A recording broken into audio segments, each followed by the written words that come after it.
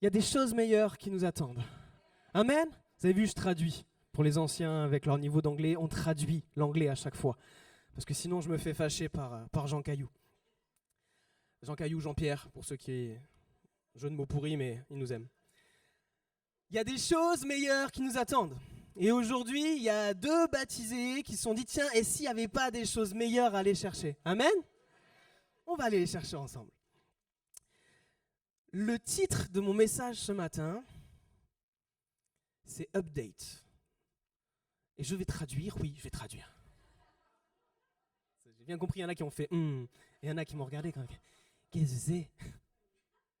Mise à jour. Une mise à jour. Et je pense que des mises à jour sont importantes dans notre vie de tous les jours. Mais pour tout.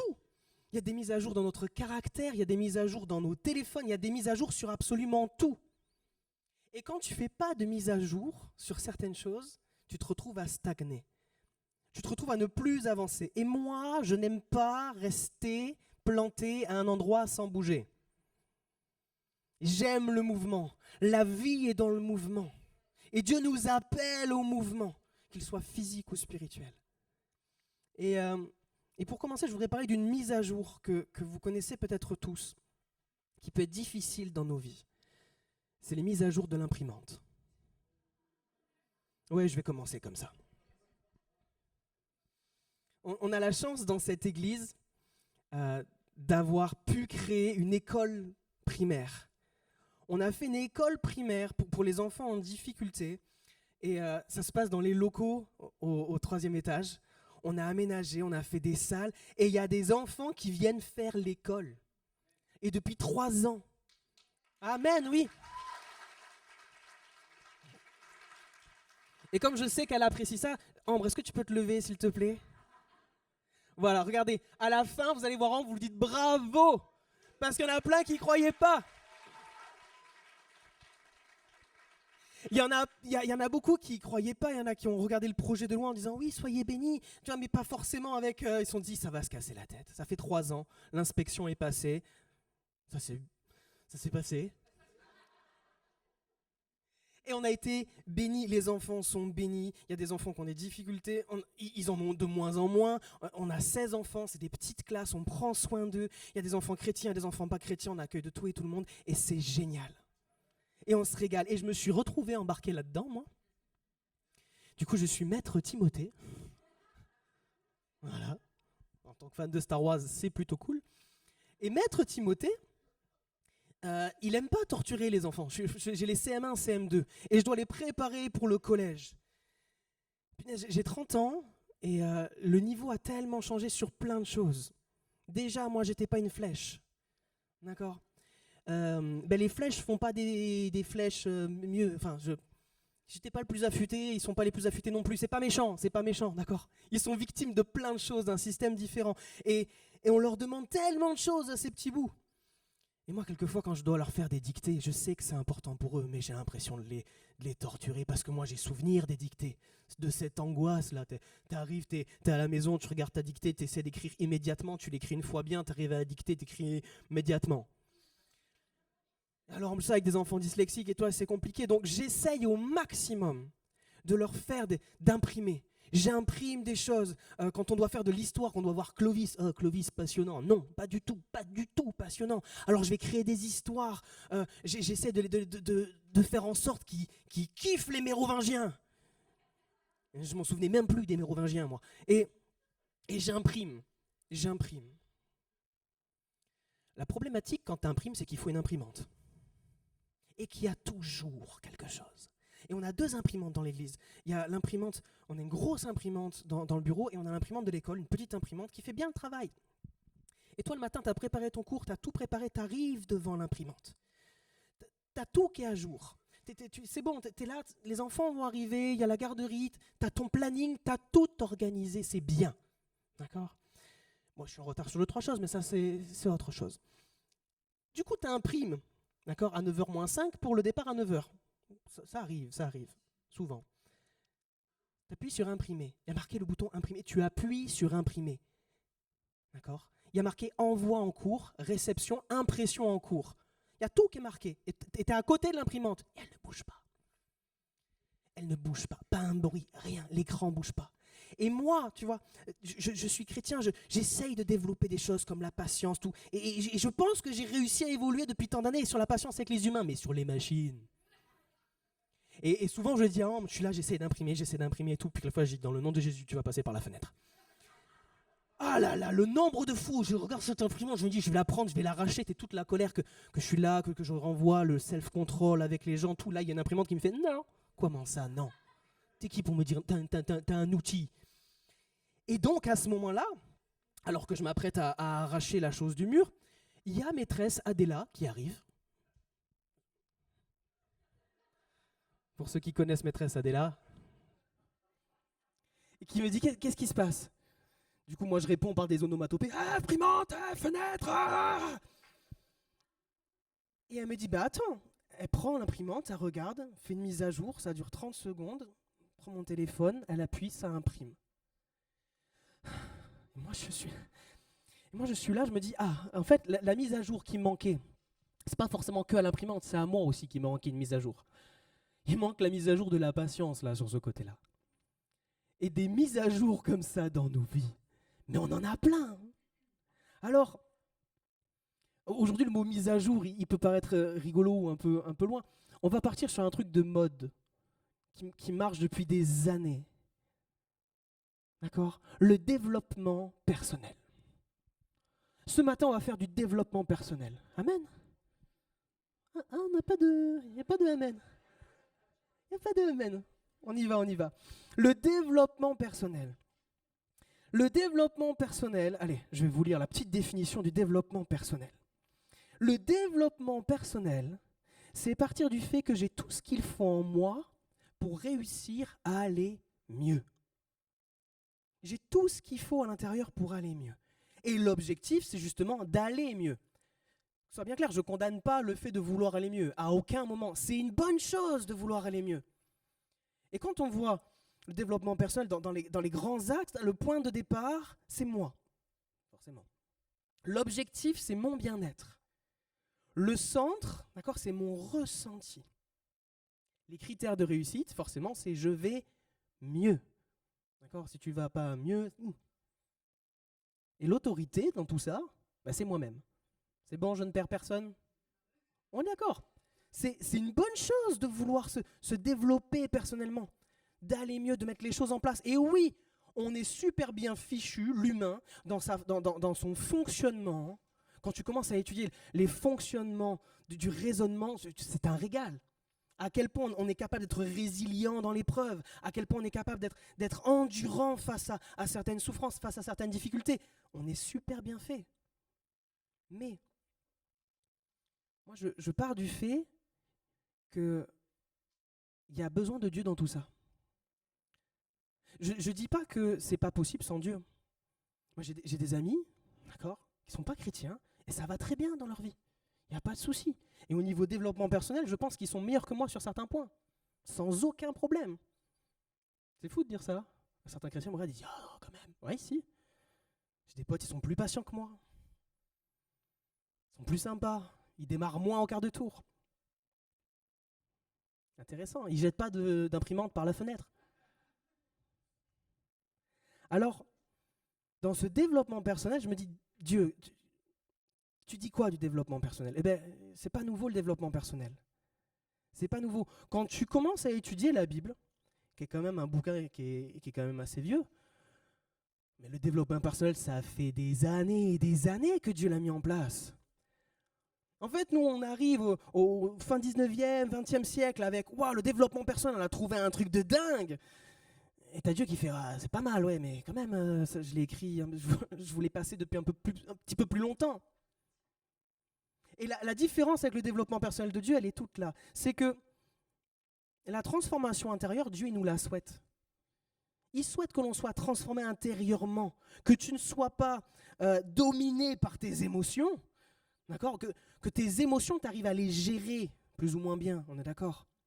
Mais que tu ne sois pas un être juste émotionnel qui réagit dans l'instantanéité. Dieu ne veut pas ça. Il nous donne la maîtrise de soi et il nous dit, priez, demandez-moi la maîtrise de soi et je vous la donnerai. Il y a déjà des choses comme ça de développement personnel. Alors, la différence, c'est que Dieu il veut nous restaurer. Restaurer les humains que nous sommes. Tu dis, mais pourquoi il y a besoin de restauration? Et si on parle de péché rapidement, le péché, ça peut paraître un gros mot. On est en train de le voir cette temps-ci avec les enfants le dimanche. Et la question, c'est quoi le péché, les enfants? C'est quand on fait des bêtises. Ok, pas mal. Merci les enfants. Ils sont meilleurs que certains adultes. Oui, c'est quand on fait des bêtises, mais pas que. Le péché, la définition du péché, c'est rater le but. C'est quoi le but? Le but, c'est Jésus. Mais c'est quoi? Pourquoi le but, c'est Jésus? L'objectif de Dieu, c'est que l'on vive avec lui pour toujours, pas juste un temps donné sur la terre. Il y a une éternité, il y a ce truc où Dieu dit, au commencement, on était ensemble.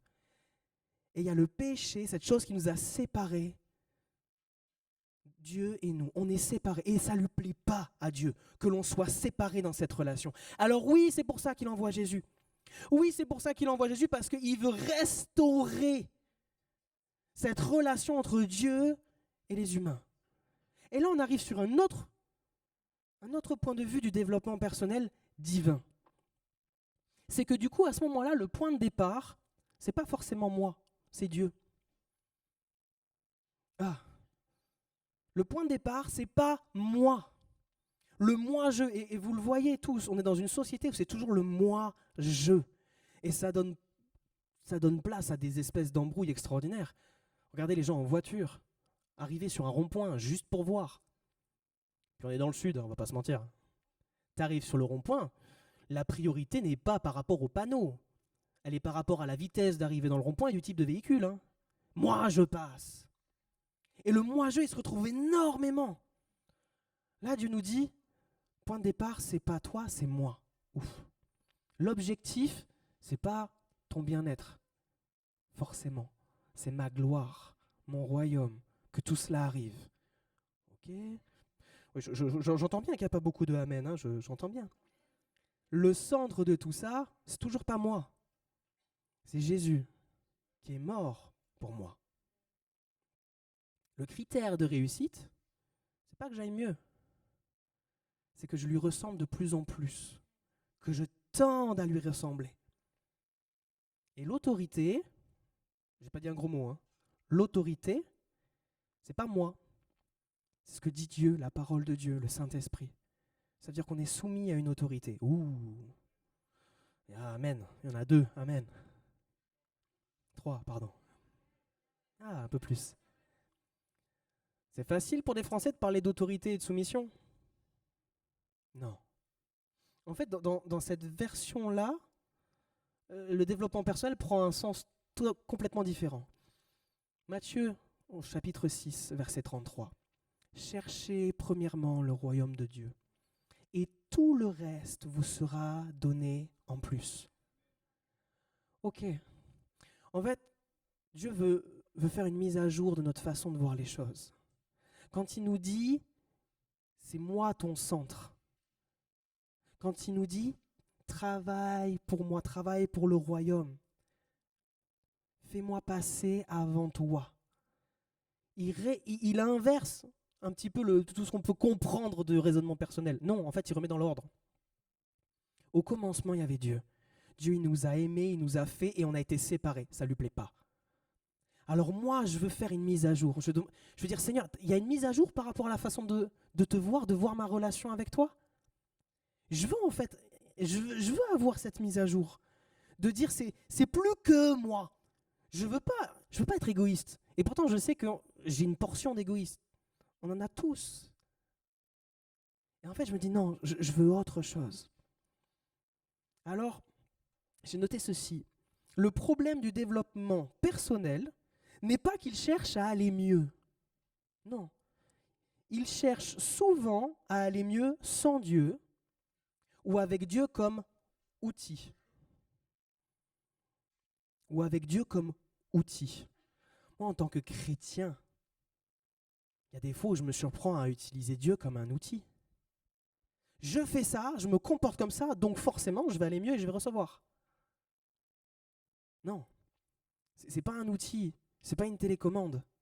Et Dieu, vraiment, sa volonté, c'est une relation ensemble. Il ne veut pas être un outil, il veut être notre ami. Il ne veut pas être un moyen de réussite. Il veut être quelqu'un qui t'accompagne dans la réussite. La volonté de Dieu, ce n'est pas d'être utilisé, c'est d'être aimé. On parle d'un Dieu jaloux. Dieu, il veut être aimé. Et il nous donne de l'amour même quand nous, on ne lui en donne pas. Et il attend juste le moment où on comprenne ça. Une relation d'amour entre Dieu et nous. Dieu veut restaurer l'amour. Alors ce matin, je vais appeler notre première baptisée à me rejoindre. Est-ce qu'on peut l'applaudir pour l'encourager parce qu'elle passe devant tout le monde?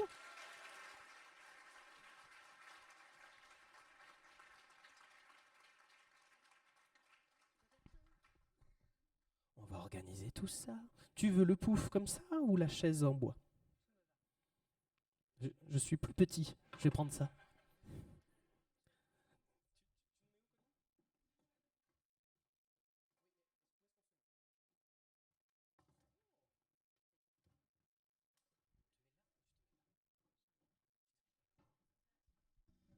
C'est du direct, hein, vous avez vu?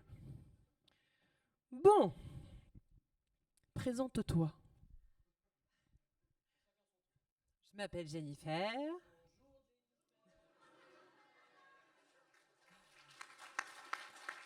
Merci.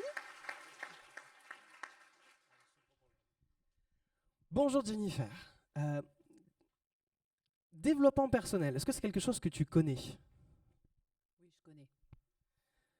Dans ton travail, il y a énormément une phase de développement personnel parce que tu es diététicienne. Toi, tu n'as connu aucune famille chrétienne. On est d'accord? Tu as grandi dans un milieu où il n'y avait pas cette relation, tu avais peut-être une culture chrétienne. Développe un peu ça pour tout le monde. Alors, moi, j'ai grandi dans une famille catholique. Donc, j'ai été baptisée catholique. Mais ce n'était pas forcément quelque chose qui était vivant à la maison. La religion, on allait, enfin, je suivais les enseignements, j'allais au caté, etc. Mais ce n'était pas forcément présent au quotidien.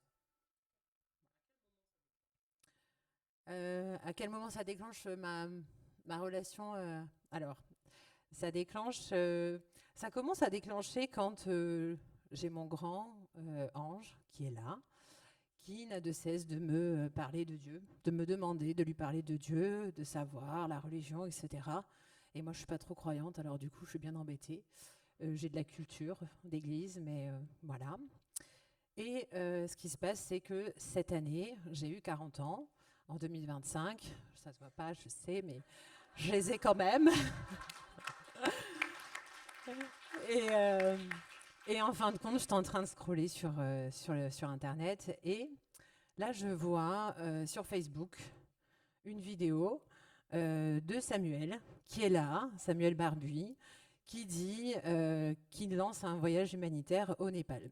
Et moi, mon rêve pour mes 40 ans, c'était un voyage en Asie.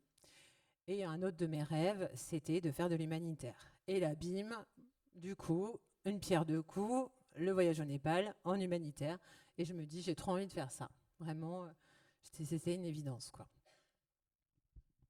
Et du coup, dans tout ça, tu parles de ton fils qui se pose des questions sur Dieu, et on est d'accord que ce voyage humanitaire, il est fait avec des chrétiens. Et tu te retrouves avec des chrétiens, parce que c'est un super concept.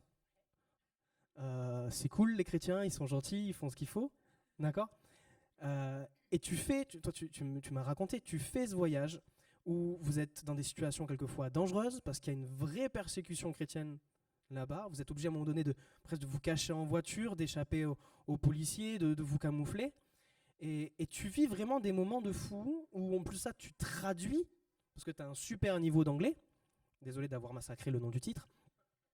Tu as un super niveau d'anglais et tu te retrouves en fait en première ligne. À chaque fois, tu traduis, tu fais l'interface entre chaque. Comment tu as vécu de faire l'interface alors que tu n'as pas de relation avec Dieu et tu vois des choses de fou. Tu m'as dit que tu avais vu des trucs de dingue. Et toi, tu es là, tu dois juste traduire. Tu es l'arbitre au tennis.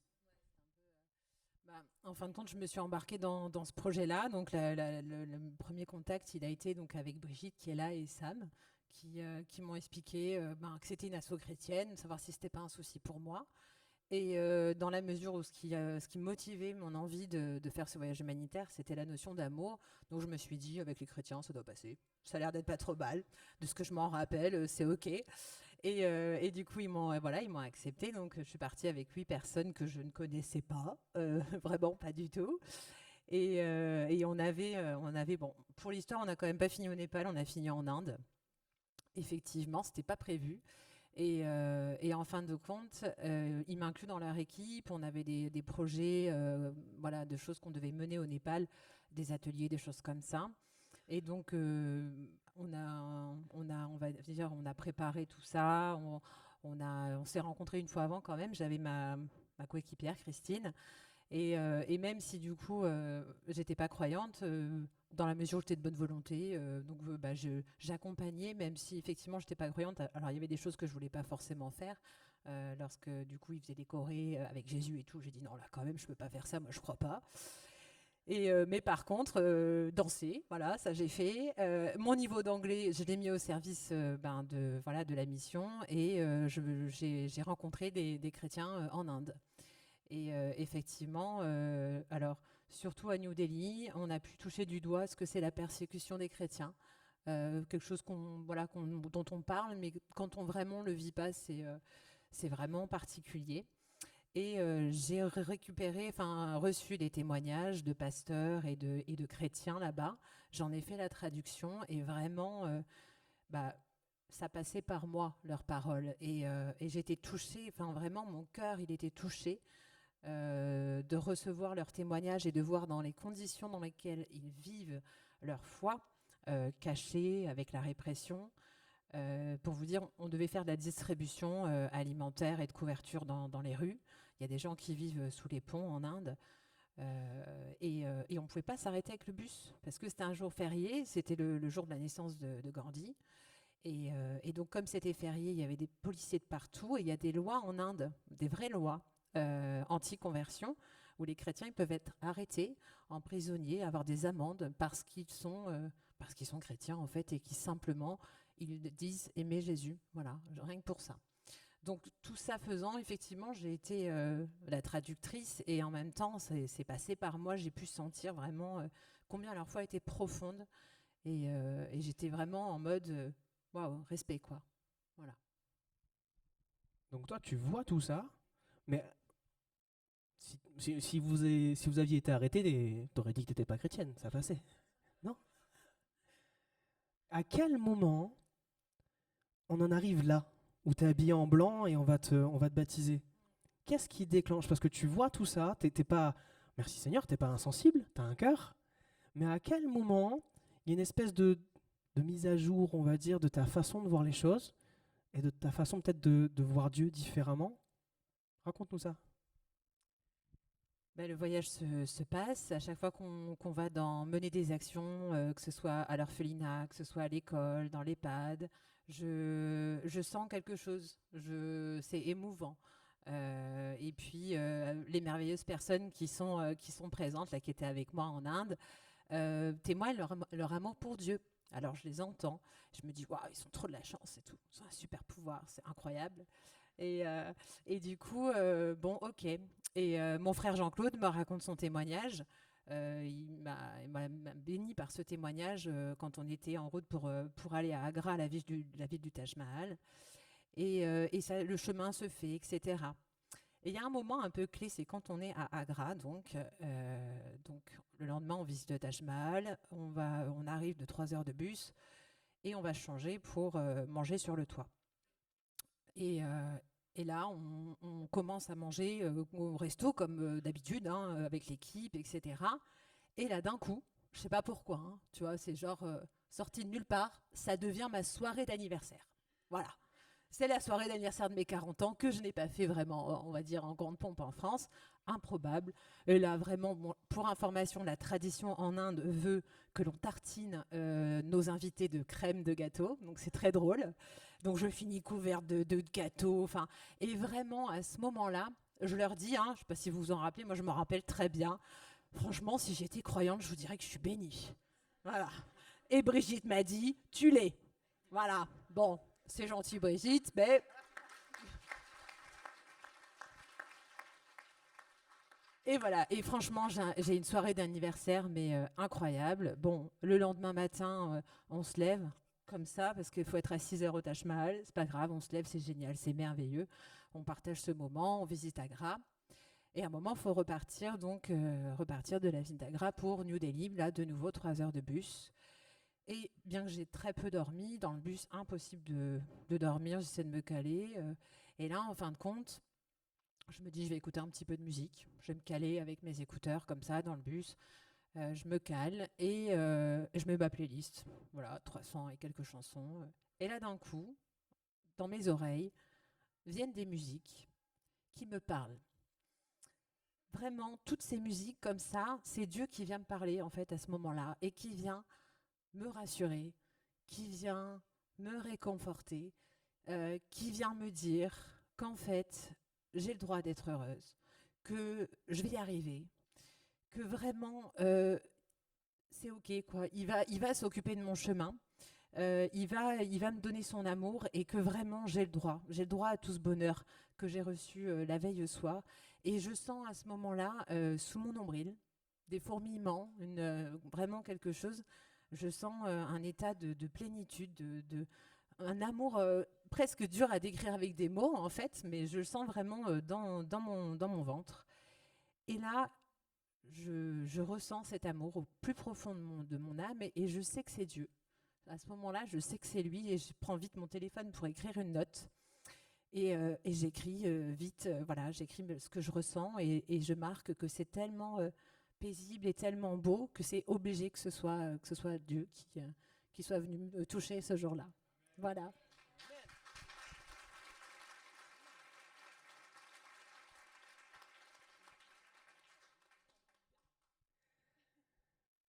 Après cet instant-là, tu m'as raconté que tu reviens en France. Donc déjà, il y a le retour en France qui est particulier après un voyage missionnaire pareil. Et que la première chose que tu cherches, c'est d'aller à l'église. Et ça tombe bien parce que ça fait des années auparavant, tu es venu ici pour assister à un baptême d'un ami à toi qui est là aujourd'hui. En fait, donc effectivement, j'étais présente pour le baptême de Samuel. Lève-toi, Samuel. Voilà. On était, on était ensemble dans la classe de Madame Tullier. Et, et on se retrouve là, quoi. Hein. Le monde est petit. Hein. Et on t'a vu arriver et on t'a pas vu repartir. Donc aujourd'hui, tu as fait tout un cheminement. Euh, cette émotion-là gigantesque de l'amour de Dieu, tu as mis des mots dessus. Et aujourd'hui, tu es parti. Tu es parti pour aller dans l'eau, je veux dire. Oui. Je suis prête pour plonger. Mais je te dis à tout à l'heure. On peut l'applaudir, s'il vous plaît.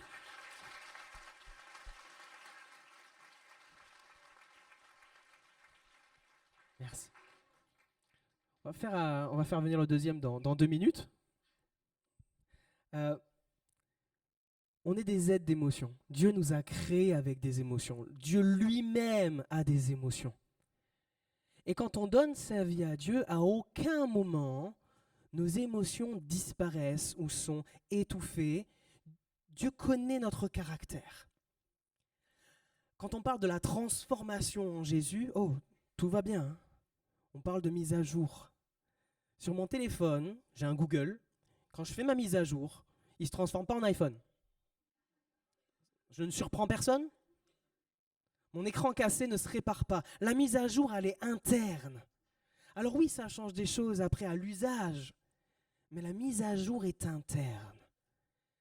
Dieu fait avec ce qu'il a, avec qui nous sommes. Il ne veut pas nous changer dans notre fonctionnement, dans qui on est. Dieu ne veut pas ça.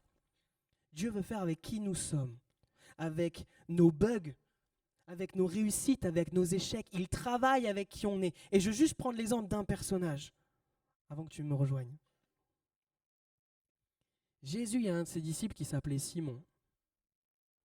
Et Simon, si aujourd'hui on devait le diagnostiquer, il serait TDAH. C'est un excité. Il est capable du meilleur comme du pire, ce gars-là. Il suit Jésus et il a une énergie, ce gars extraordinaire. Mais il a une énergie qui quelquefois le déborde. C'est-à-dire qu'il parle et après il réfléchit. J'ai pas mal de points communs avec lui. Jésus, à un moment donné, alors qu'il sait qui est cet homme, alors qu'il sait que il part dans tous les sens, il va l'appeler Pierre, il va changer son prénom. À l'époque, ça se faisait. C'était pas quelque chose de rare, parce que le prénom représentait énormément la personne. Les prénoms avaient des significations, et les gens y faisaient attention. Jésus, il va changer le prénom de Simon. Et son prénom, pardon, il n'est pas intéressant. Il va l'appeler Pierre. Ça veut dire stable, rocher. Mais Simon, il n'est pas stable. C'est pas un rocher. Jésus, quand il le nomme pas pour ce qu'il est au temps présent, il le nomme pour ce que lui, il voit dans son futur. Quand Jésus, il change son prénom, il prophétise sur sa vie.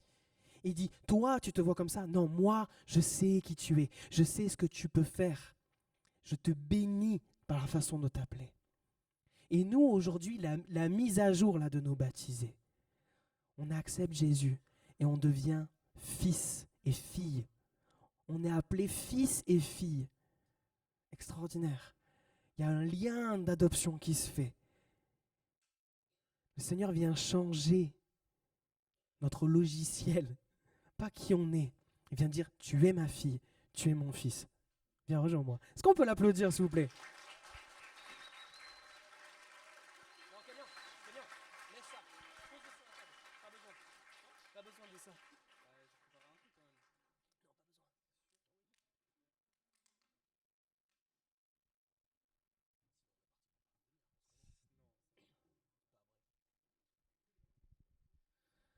Bonjour Kélian.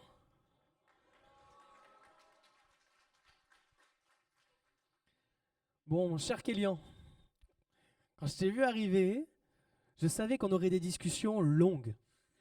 Je savais qu'on passerait des moments à parler et on s'est retrouvés plein de fois dans le bureau ou ailleurs, juste sur un bonjour, à partir, à discuter, à partir sur plein de choses de théologiques.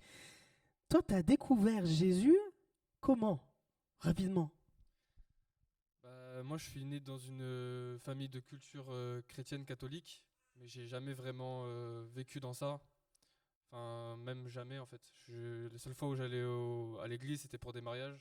Enfin, je me rappelle plus de la salle des fêtes que de l'église. Mais bon.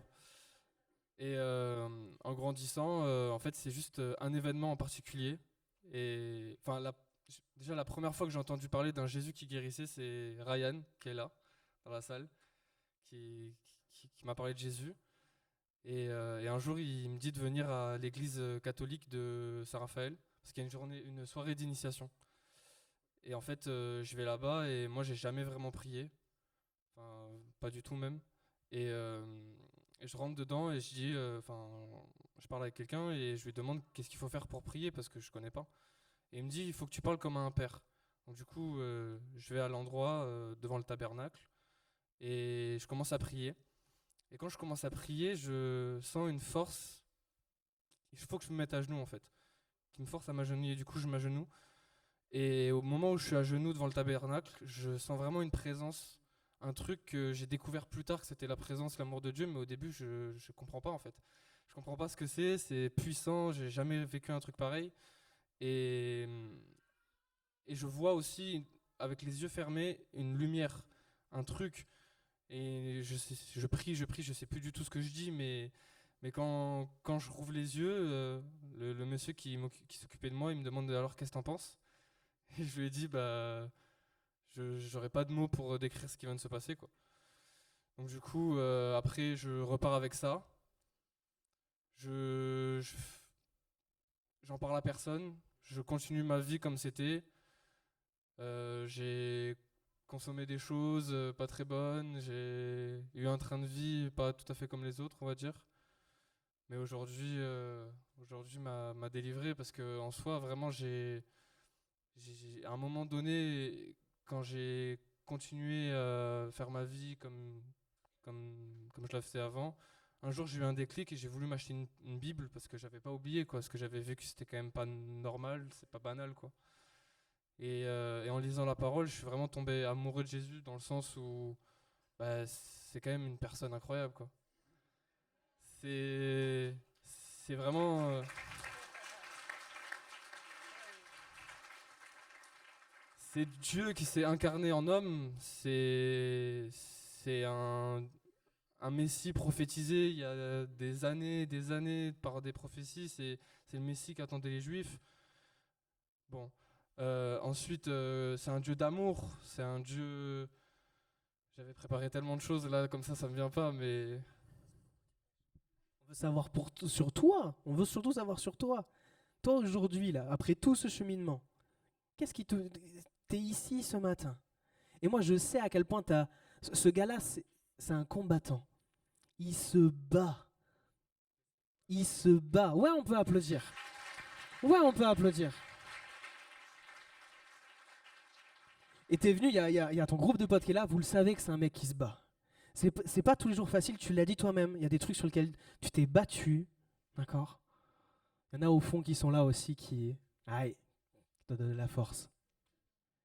Tu as fait des choses, tu t'es soigné, alors qu'il y en a qui laissent ça de côté. Tu t'es battu, tu te bats encore. Tu as réussi à trouver Toi, tu as vite compris quelque chose, c'est qu'avec tes propres forces, tu n'y arriverais pas. Où tu trouves la force du coup? bah moi honnêtement je me considère comme quelqu'un de faible, même si je sais que aux yeux de Dieu je suis fort, mais moi je sais que sans Dieu je peux pas. Bah, en Dieu, il y a que Dieu qui peut me donner la force en soi. Amen. Amen.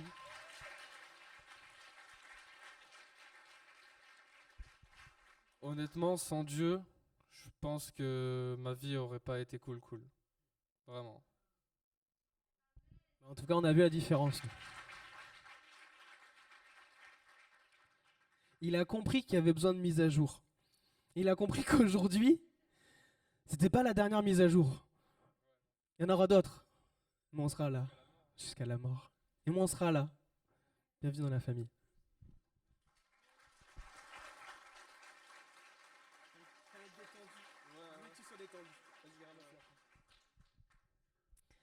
Avant de terminer ces moments, je vais continuer à papoter pas longtemps.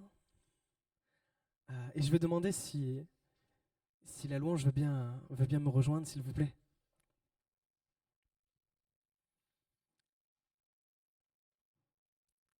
On a des gens qui vivent des choses différentes. C'est pas la même chose, à différentes époques de vie. Dieu ne fait pas de généralité. Dieu, il fait du cas par cas. Il traite de façon intime avec chacun. Il n'y aura jamais le même témoignage. Il y a des fils conducteurs, c'est sûr. Mais il fait de façon intime. Et je voudrais juste prendre un passage pour terminer. Un passage dans Luc au chapitre 15. C'est l'histoire du fils prodigue. Il dit encore, un homme avait 2 fils. On commence sur une histoire où un père a 2 fils. Et il y en a un qui se comporte bien avec papa. Tout va bien. Et puis c'est un homme riche. C'est un homme qui a des biens. Et tout va bien. Et il y en a un autre. C'est le rebelle. Il se rebelle et il va dire quelque chose de très dur à son père. Il va dire, donne-moi ma portion d'héritage, je m'en vais. On est tous d'accord pour dire que quand tu demandes un héritage, c'est que quelqu'un est mort. T'as pas d'héritage sinon. Là, il anticipe la mort de son père. Il y a presque un côté, il renie tout ça. Donne-moi, je m'en vais. J'ai pas besoin de toi. Et il part avec une belle somme d'argent. Et il vit de son côté. L'histoire nous raconte qu'il va dilapider cet argent. Il va dilapider cette bénédiction. Il va faire n'importe quoi. C'est important de préciser ça. Parce qu'il aurait pu partir et construire des choses. Et ça aurait fonctionné. Il aurait pu partir avec ses propres forces, avec cet aspect financier, il aurait pu construire. Non, il nous est dit que il dilapide, il fait n'importe quoi de tout ça. Et il se retrouve dans la pire des situations pour cette époque. Il est au milieu des cochons, il surveille un troupeau de cochons. Et il a tellement plus d'argent qu'il est presque à manger la nourriture qu'on donne aux cochons. Et d'un seul coup, il se rappelle de quelque chose. Il se rappelle que dans presque la grande demeure de son père, il y avait des serviteurs. Et il se dit, punaise, les serviteurs de mon père, ils étaient mieux traités que ça. Ils avaient à manger, il y avait ce qu'il faut. Je vais revenir voir mon père. Je vais lui demander pardon et je vais me mettre à son service. Il comprend qu'il a raté quelque chose. Il comprend vraiment qu'il s'est planté. Et il se dit, je vais venir, je vais m'humilier, je vais me mettre au bas et peut-être, j'espère, il va me récupérer. L'histoire nous dit qu'il va vers la maison de son père. Et alors qu'il est sur le chemin pour y aller, son père le voit. Si son père le voit de loin, c'est que le père, il attendait le retour. S'il le voit arriver de loin, c'est que le père, il était là et il attendait. Il regardait au loin, il espérait, c'est quand que mon fils y revient. Il n'est pas allé le chercher. Quand il est parti à faire n'importe quoi, il lui a laissé la liberté, le choix. Je t'ai donné cet héritage, je te laisse, tu en fais ce que tu veux. Un libre arbitre. Et quand il voit son fils arriver de loin, dans un état lamentable, la Bible nous dit que le père va sortir et il va courir vers son fils. À cette époque-là, les gens de haut rang, bien habillés, ne courent pas comme ça. Ça se fait pas, c'est pas classe. Et ils n'avaient pas les vêtements pour faire de grandes foulées non plus. Le père, à ce moment-là, il n'en a rien à faire et il court. Il court et il est dit, il se jette dans les bras de son fils. Et quand il se jette dans les bras, il y a une émotion. Et le fils, il ne comprend pas trop ce qui se passe. Il va repousser un peu son père, il va lui dire, je te demande pardon, j'ai fait n'importe quoi, contre toi, contre qui tu es, contre ce que tu as fait. Je veux juste venir et te servir. Je veux juste venir te servir. Le père, il n'attend même pas la fin de l'explication. Il lui coupe la parole, d'accord? Il se retourne et il crie au serviteur de la maison, allez chercher des vêtements propres. Allez, commencez à préparer le festin. Redonnez-lui la bague, l'alliance qui montre que c'est mon fils, qu'il y a un lien entre lui et moi, qu'il y a un lien de sang. On va faire la fête. Mon fils est revenu. Il lui redonne absolument tout ce qu'il avait avant. Et à aucun moment, la parole nous dit qu'il lui reproche d'avoir abandonné, d'avoir trahi, d'avoir tout fait. Il n'y a aucun moment où il y a un reproche comme ça. Il y a juste un père qui retrouve son fils. Il n'y en a rien à faire du reste. Alors oui, dans nos vies, qu'importe que l'on soit chrétien ou pas chrétien, quelquefois tu peux quitter ton père, partir tout seul avec tes propres forces en pensant que... Et peut-être que tu finis pas au milieu des cochons. Peut-être que toi tu investis bien l'argent, peut-être que ça va, mais il y a un cœur de père qui est là qui dit, mais je veux tellement plus pour toi. Il y a une place pour toi dans ma maison. Il y a une alliance que je veux avoir avec toi. Et ce n'est pas par rapport à tes erreurs, ce n'est pas par rapport... Il y a des bugs dans nos vies et le Seigneur ne nous les reproche pas. Il dit juste non, viens, on va nettoyer, on va refaire. On va redonner. Reviens à la maison. Reviens à la maison. Il y a des bénédictions pour toi. Je ne veux pas que tu t'écartes. Mais je t'aime tellement que je ne t'en empêcherai pas pour autant. Parce que tu es libre. En Dieu, nous sommes libres. Et il y a ce Père qui, pour notre vie, veut que nous développions notre cœur, notre relation avec lui. Il nous propose des mises à jour. À nous de les accepter ou pas. Et oui, quelquefois, il y a des mises à jour, punaise. Il y a ce rôle de papa. Est-ce qu'on pourrait se lever tous ensemble, s'il vous plaît? Tout à l'heure, Alexandra a reçu quelque chose pendant la louange. Il y a quelqu'un qui est malade, il y a quelqu'un pour qui c'est compliqué. Et le chant le déclarait. Moi, je crois parce que je vois les actions de Dieu. Quand les dimanches, on vient, on prie les uns pour les autres, c'est pas de la magie, c'est pas un truc bizarre. C'est juste une obéissance. Dieu, il dit, vous prierez les uns pour les autres. Vous imposerez les mains aux malades. Et moi, j'agirai par la puissance du Saint-Esprit. Moi, le nombre de fois où je reviens en courant à la maison, parce que je me suis rendu compte que je m'étais planté. Et la porte, elle est toujours ouverte. Et papa, il attend toujours. C'est un papa divin, pas un papa terrestre. Il ne déçoit pas, il ne blesse pas, il prend soin. Même quand j'écoute pas. Ce matin, alors que tout le monde ferme les yeux, alors qu'on passe dans un temps d'intimité, je voudrais prier. Papa, je suis devant toi ce matin et je te dis merci. Merci pour ce papa que tu es, qui est là, qui attend. Je te prie pour chacun, Seigneur. Quand on peut s'éloigner, quand on peut s'écarter, quand on peut partir, qu'importe les raisons. Merci parce que tu es là et tu attends. Merci parce que tu es là et tu restaures, tu guéris nos blessures. Tu veux nous redonner une royauté en toi, Seigneur. Nous sommes appelés tes filles et tes fils. Alors ce matin, papa, tu vois les cœurs brisés. Tu vois les personnes qui ont dû partir, les personnes qui ne savaient même pas avoir la chance peut-être d'avoir un papa. Je te prie que tu puisses souffler un vent nouveau ce matin sur chacun. Un appel à retourner à la maison. Alors que l'équipe de louanges va commencer à chanter, il y a quelques personnes qui vont se tenir devant pour prier. Et j'ai pas une puissance, moi Timothée, c'est la puissance que Dieu a mis en nous. Je suis pas meilleur. Mais si ce matin, il y a cette chose qui résonne dans ton cœur, qui bouillonne, où tu as besoin de prière, où oui, tu veux rentrer à la maison, tu as besoin de revenir à la maison, peut-être de découvrir la maison. Viens, on va prier ensemble. Tout à l'heure, Alexandra a eu la pensée de quelqu'un qui était malade. Oui, on va prier pour la guérison. On a vu des guérisons par le passé. On va continuer à en voir. Or que ce matin, sentez-vous libre. Oublie les gens qui sont à ta droite et à ta gauche. C'est un moment intime entre Dieu et toi. On est sur une relation. C'est pas un outil, c'est un ami, c'est un père qui aime.